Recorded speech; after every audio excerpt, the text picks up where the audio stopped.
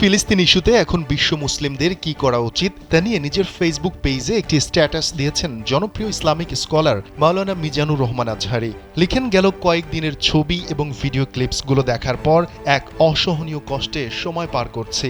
এর মাঝেও আমাদের করণীয় নিয়ে ভাবনা প্রয়োজন, আত্মসমালোচনার প্রয়োজন। গোটা বিশ্বজুড়ে উম্মাহ আজ অনেক সমস্যায় নিমজ্জিত, যার অন্যতম কারণ হল জাতি হিসেবে আমাদের নিজেদের পরিচয় ভুলে যাওয়া।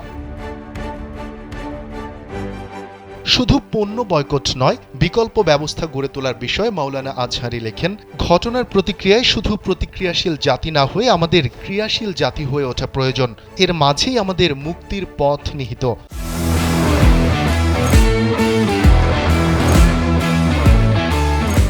আমরা শুধু তাদের ব্র্যান্ডগুলো বয়কট করতে জানি, কিন্তু আমাদের নিজেদের মানসম্মত কোনো ব্র্যান্ড নেই। জ্ঞান বিজ্ঞানে উৎকর্ষতার জন্য যে ডেডিকেশন দরকার তা আমরা করতে রাজি না।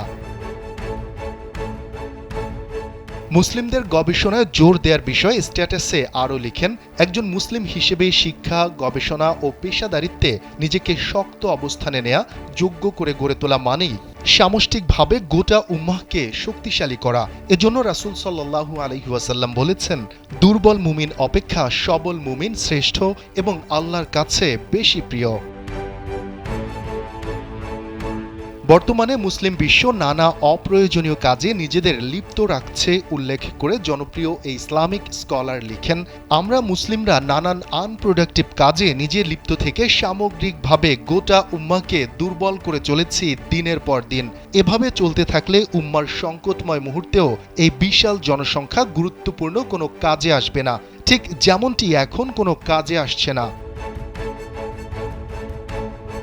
রোববার দুপুরে দেয়া ওই স্ট্যাটাসের শেষ অংশে আবু দাউদের 4299 নম্বর হাদিস উল্লেখ করে আজহারি আরও লিখেন, আল্লাহর রাসূল সাল্লাল্লাহু আলাইহি ওয়াসাল্লাম বলেন, অনতিদূর সকল বিজাতি তোমাদের বিরুদ্ধে ঐক্যবদ্ধ হবে, যেমন ভোজনকারীরা ভোজন পাত্রের ওপর একত্রিত হয় এবং চারদিক থেকে ভোজন করে থাকে। একজন তখন বলল, আমরা কি তখন সংখ্যায় কম থাকব হে আল্লাহর রাসূল? তিনি বললেন, বরং তখন তোমরা সংখ্যায় অনেক থাকবে, কিন্তু তোমরা হবে তরঙ্গ তাড়িত আবর্জনার ন্যায় শক্তিহীন ও মূল্যহীন।